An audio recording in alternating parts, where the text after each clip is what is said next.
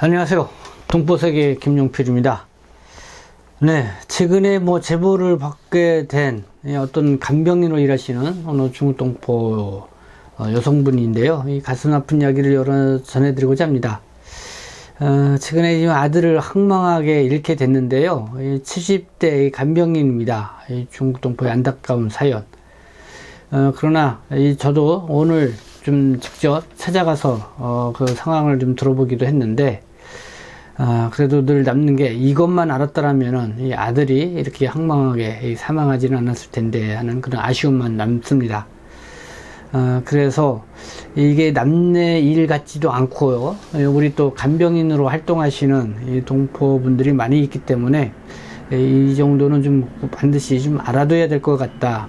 그리고 간병인으로 또 일하시는 분이 아니더라 하더라도 한국에서 생활하시는 모든 분들이 이것만은 꼭 알아둬야 될 것 같다 해서 오늘은 좀 이분의 사연과 함께 무엇을 알아둬야 될지 그거를 좀 중점적으로 여러분들에게 말씀을 좀 드리고자 합니다. 네, 이분은 현재 70세 정도 되신 동포 여성분이었습니다. 최근에 아들을 잃고 깊은 슬픔에 빠져 있습니다. 그리고 아들의 죽음이 이 집에 가봐야 한다고 통사정을 했는데도 이 집에 갔다 올 수 없게 한 어느 이 요양병원과 이 간병인협회 이 소장에게 아주 원망이 가득했습니다. 저도 그 이야기를 듣고 안타까울 수밖에 없었습니다. 그런데 그 동포 여성분이 이것만 알았다면 아들도 살릴 수 있었고 또 주변 사람들한테 원망을 하지 않아도 되었을 텐데 그 간단한 방법을 몰랐다는 것이 너무 아쉽기만 했습니다. 여러분들에게 먼저 말씀을 드립니다. 이 긴급하고 위급한 상황이 발생했을 때요. 그리고 누군가의 도움을 받기가 어려울 때 112나 119로 이 전화를 해서 도움을 청하라는 것입니다. 112는 경찰에서 운영을 하고 있는 이 범죄 신고 번호이고요. 119는 이 소방서에서 운영하고 있는 긴급 구조, 재난 구조를 요청하는 번호입니다. 그리고 또 하나가 더 110, 이 민원 신고 전화번호도 있습니다. 그렇기 때문에 여러분들이 특히 인명과 관련돼서 긴급한 상황으로 도움을 요청을 할 때는 112, 119, 110 특히 112에 신고를 하시면은 이 경찰서가 언제든지 이렇게 긴급하게 출동을 하니까요. 이렇게 요청을 하면은 될 것 같습니다. 그래서 112, 119, 110 신고번호 꼭 알아두라는 거 다시 한번 좀 강조해서 말씀을 드리고요. 이 시간에 말씀드리고자 하는 거, 이 70대 동포 여성 이분의 이야기, 이 고충 상담 사례를 통해서 또 반드시 또 알아야 할 것 또 무엇이 있는지도 여러분들에게 말씀을 드리도록 하겠습니다. 먼저 이분 상황을 좀 말씀을 드리겠습니다. 이분은 한국에 온 지는 한 10년이 되었다고 합니다. 연변 이 훈춘에서 오신 분인데요. 한국에 와서 주로 이 간병일을 한 것 같습니다. 그리고 아들이 둘이 있는데 큰아들은 한국에 있다가 건강이 좋지 않아서 지금 5년 전에 중국으로 출국을 했다고 하고요. 둘째 아들이 이제는 함께 이렇게 생활을 하고 있는데요. 나이가 40대 초반이고 결혼을 하지 않은 상황이었습니다. 그리고 건설 현장에서 목수일을 하였다고 하는데 이번에 바로 이렇게 사망을 하게 된 이 둘째 아들입니다. 사는 곳은 이 중국 동포들이 많이 살고 있는 이 시흥 이 정왕동 지역이었습니다. 제가 오늘 그곳까지 다녀와서 이분을 좀 만나 뵀는데요. 70대 동포 여성 어머니, 네, 제가 이제 A씨라고 하겠습니다. 지난 5월 초부터요, 이 신갈에 위치하고 있는 요양병원에서 일을 했다고 합니다. 이 아들하고 떨어져서 이 생활을 할 수밖에 없었고요. 또 코로나19 상황이다 보니까 이 간병인으로 일하시는 분들 다 외부로 이렇게 쉽게 나가지 못하고 있는 상황인 것 같습니다. 그리고 휴일도 없이 환자하고 이 병동에서 24시간 함께 생활을 해야 하는 그런 상황이라는 것이죠. 그러다 보니까 이제 아들하고 이렇게 매일 이 전화나 이 영상 통화를 하면서 서로 이 안부도 묻고 그랬다고 합니다. 그런데 지난 5월 20일경쯤요, 이 아들이 전화를 안 받는 것입니다. 그래서 뭔가 이 문제가 생겼다는 이런 느낌이 들었다고 해요. 그분 말로는 이 꿈자리도 이 뒤숭숭했다고 이렇게 말을 합니다. 그래서 요양병원에서 함께 일을 하고 또 팀장격으로 일을 하고 있는 분, 그분도 제가 통화를 해보니까 이 동포 여성분이었습니다. 집에 다녀와야겠다 이렇게 말을 하니까 아마 그 결정 권한이 그 요양병원에서 일하고 있는 그 동포 여성 그 팀장이라고 불렀는데요, 그분에게 있지 않고 이 간병인협회 이 소장에게 있었던 것 같습니다. 그래서 이 간병인협회 소장 이분 이 A씨 이분은 얼굴 한 번도 보지 못한 상태라고 해요. 그때서야 이 팀장으로부터 이 소장의 이 전화번호를 받게 돼서 알게 되었다고 합니다. 어쨌든 이 소장한테 얘기를 해야 된다고 하니까요. 그래서 이 소장한테 전화로 이 집에 가봐야 될 것 같다. 이 아들이 홀로 지금 집에 있는데 전화도 안 받고 이 문제가 생긴 것 같다고 하면서 집에 보내달라고 또 이렇게 사정을 했다고 합니다. 그래서 소장은 지금 밖으로 나가게 되면은 병원에 다시 못 들어온다. 그래도 좋으냐. 그러니까 이 간병인을 못하게 된다는 의미겠죠. 그래서 이분도 이 말을 듣고 좀 주저를 했다고 해요. 이 밖으로 나가면은 다시 또 와서 간병인을 못한다고 하니까요. 그래서 왜 그때 그런 생각이 들었으면은 집으로 바로 가야지 왜 그랬냐 했더니 이분도 뭐 중국의 큰아들이 최근에 이 병원에 간 모양입니다. 그래서 병원비도 들어간 게 있고 그리고 또 이래저래 한 1천만 원 정도 넘게 빚을 지고 있기 때문에 그거에 대한 이 압박을 강하게 받고 있었습니다. 그래서 하루라도 이 돈을 벌어야 된다는 이런 생각도 강하게 갖고 있었던 것이죠. 그래서 결국은 이 집으로 선뜻 가지 못하고 있는 상황에서 그래도 계속해서 그 소장한테 꼭 좀 가까이 좀 해달라 이렇게 통사정을 했다고 합니다. 그래서 이 소장이요, 그럼 내 차로 함께 갔다 오면은 이렇게 해서 갔다 오면 된다 해가지고 다음날 나와 함께 가자 이렇게 해서 이렇게 얘기가 됐다고 하는데, 또 역시 소장이 무슨 일이 있어서 그런지 그날 못 가니까 또 다음날 가자, 또 다음날 가자 이렇게 이 두 번째 이렇게 연장을 그러니까 계속 미루다 보니까 도저히 안 되겠다 싶어서 이분이 혼자서 이 집에 그러니까 오게 됐다는 것입니다. 그러니까 이 소장도 좀 일이 있어서 나도 몸도 아프고 뭐 그런 것 같습니다. 그래서 못 가보니까 혼자 집에 가봐라 해서 이제 혼자 이렇게 오게 됐다고 이렇게 얘기를 합니다. 그래서 이렇게 아들하고 연락이 끊기고 나서 거의 3일이 지나서야 이렇게 집에 오게 됐다는 것인데요. 이 앞서서 이 어머니 A씨는요, 이 정왕동에서 이렇게 아들 집에서 있으면서 그때 이 교회에 어떤 한 집사라고 하는 분하고 더 이렇게 연락처를 받은 적이 있었던 것 같습니다. 그렇다고 이분이 이제 교회를 갔던 건 아니고요. 그러나 유일하게 이 도움을 청할 수 있는 사람이 그분이다 생각을 해서 그분에게 전화를 했더니만 이 그분도 아니 어떻게 내가 그 남의 집에 이 전화번호를 그 번호를 따고 들어가냐, 그러면 무단 침입으로 그런 범죄에 해당한다 이렇게 하면서 못한다 뭐 이렇게 또 하면서 요청을 들어주지 않았다는 것입니다.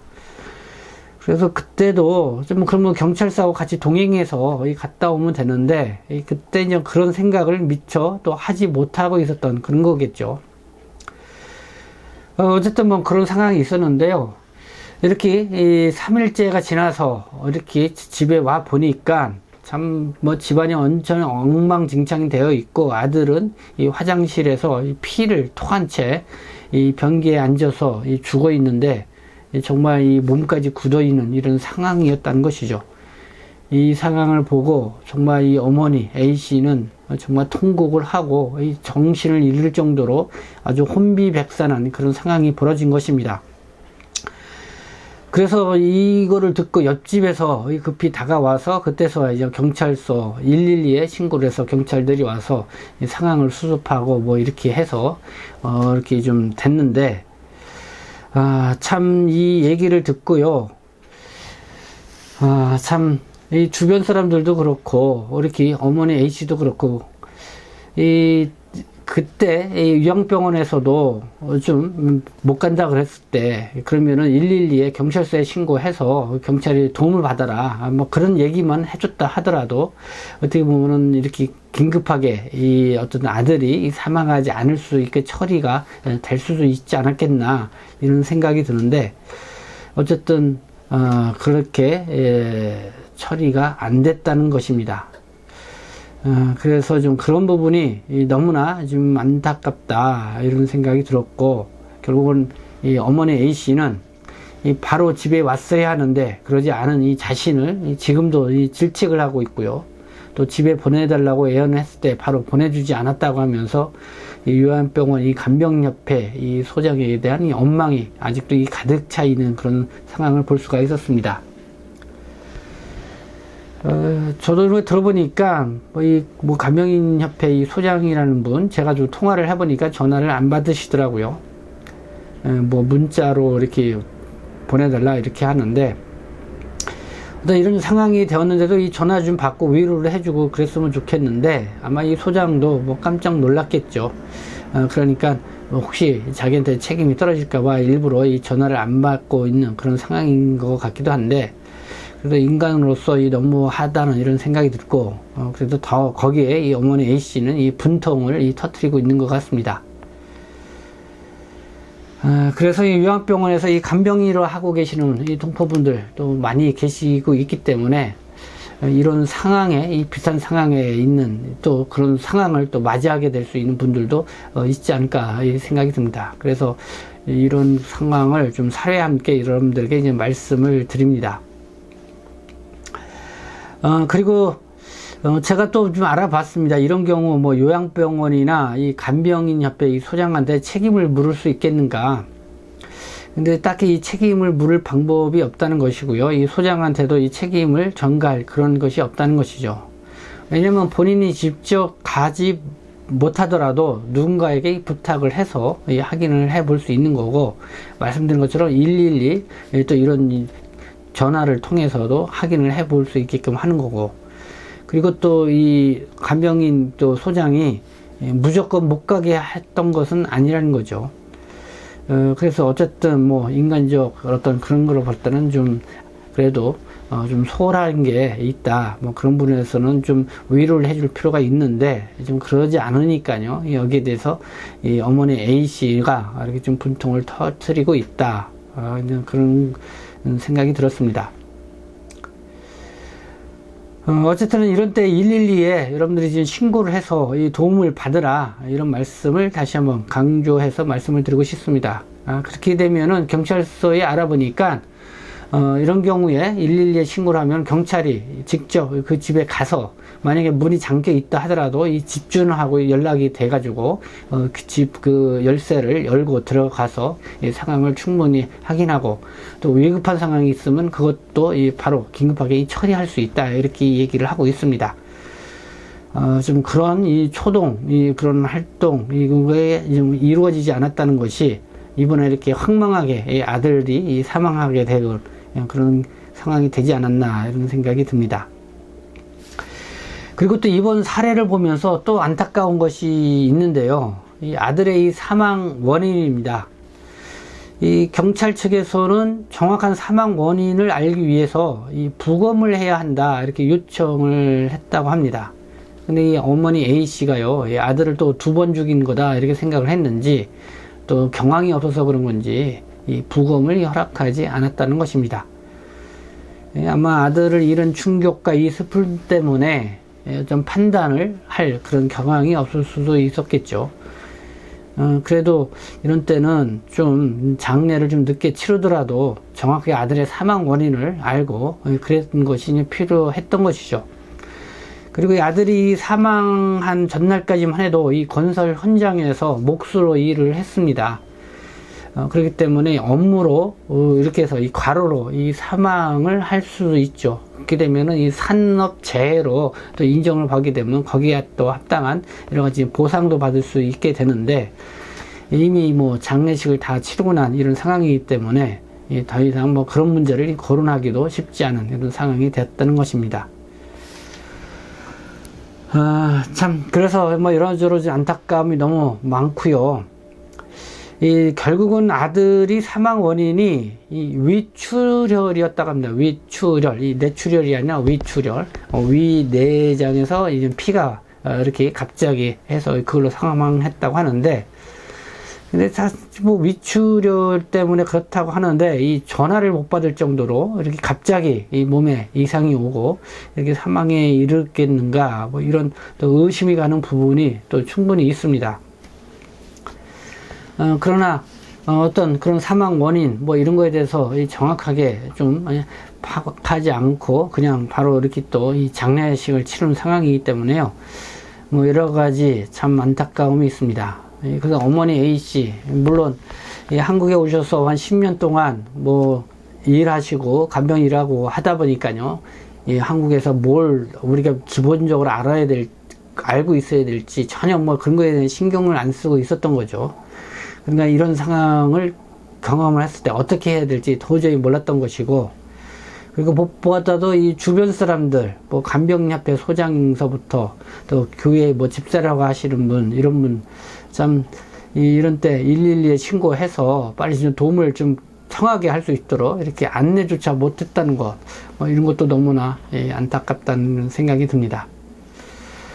제가 오늘 좀 직접 이 어머니 A씨를 만나서 뭐 좀 더 뭐 그전에도 이 전화로 계속 통화를 해봤는데, 참 너무나 이 안타까운 마음이었습니다. 뭐 아직도 여러 가지 이 분노 또 어떻게 해야 될지 모르는, 또 여러 가지 경제적으로 어려운 상황에 처해 있는 그런 모습들을 볼 수가 있었는데요. 근데 보니까 이 아들이 5월 23일 날 이렇게 사망한 걸 알게 됐고, 이 장례를 5월 23일 날 치렀다고 하는데, 25일 날 치렀다고 하는데, 저에게도 이렇게 이 제보가 오거나 고충 상담한 게 6월 10일이었으니까요. 너무나 늦은 시간에 또 이렇게 위부서에 이 도움을 요청했던 이런 부분도 좀 안타깝습니다. 그래서 우리 동포분들이 바로 이렇게 어려움이 있거나 또 이렇게 긴급한 상황이 있거나 뭐 그렇게 하면은 물론 좀 심리적으로 상당히 어렵죠. 그러나 바로 이런 때는 이 전문가들한테 알려서 그런 상황들을 좀 잘 정리할 수 있도록 해주는 것이 필요하다, 이렇게 생각이 들었습니다. 네, 뭐 이번 좀 전해드리면서도 참 뭐라 말씀을 드리기 어려울 정도로 이렇게 좀 안타까운 상황인데요. 그래도 또다시는 이런 일이 발생하지 않기를 바라면서 동포 여러분들에게 전해드렸습니다. 네. 그리고요, 이 어머니 A씨 사연, 네, 뭐 여러분들이 좀 어떻게 해서라도 도와드리고 싶은데 그 상황이 좀 안 됐다는 생각이 드는데, 이 방송을 들으시고 혹시 경제적으로도 좀 도움의 손길을 주고자 하시는 분이 있으면은 또 연락을 주시면 감사하겠습니다. 네, 지금까지 시청해 주셔서 감사합니다. 저는 동포세액심 대표 편집장 김용필이었습니다.